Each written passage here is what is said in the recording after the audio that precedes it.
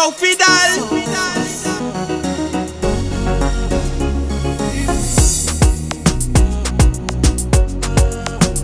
Shatanga kunza mawindi pamshika-shika, vakada kukutorera pasi, unotofunga kuti hauna basa.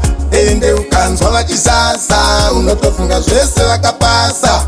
Vakatanga kukutorera pasi, unotofunga kuti hauna basa. Ende ukanzwa vachisasa, unotofunga zvese vakapasa. One day mucha bana datya maruna rakanyarara, muchigaya rakapusa wozoshamisika iya.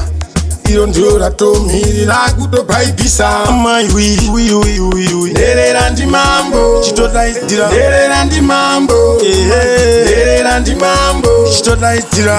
Vakada kukutorera pasi, unotofunga kuti hauna basa. Ende ukanzwa vachisasa, unotofunga zvese vakapasa. Vakatanga kukutorera pasi, unotofunga kuti hauna basa. Ende ukanzwa vachisasa, unotofunga zvese vakapasa. Kalisi nepema vali vauya zvine pawa, takatochinja ndokwapedu kubawa. Usazoti revenge sawa, tiri kuuya kwasara 1 hour. Now I name big up DjFydale, vamwe vese musaridze. Vaita mafanzi andinzwe, rakakaonera katishe. Vakada kukutorera pasi, unotofunga kuti hauna basa. Ende ukanzwa vachisasa, unotofunga zvese vakapasa. Vakatanga kukutorera pasi, unotofunga kuti hauna basa. Ende ukanzwa vachisasa, unotofunga zvese vakapasa.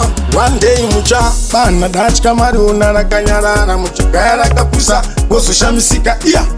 Iro ndio ratomhirira kutobhaibhisa. Amai wi Nherera NdiMambo chitodaidzira. Nherera NdiMambo Nherera NdiMambo chitodaidzira. Vakada kukutorera pasi, unotofunga kuti hauna basa.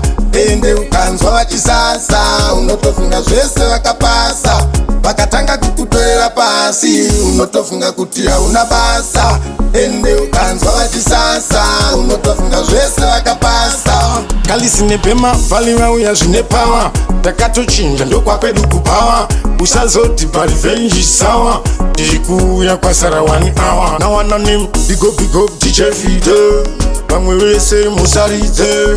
Vaita mafanzi andinzwe, rakakaonera katishe.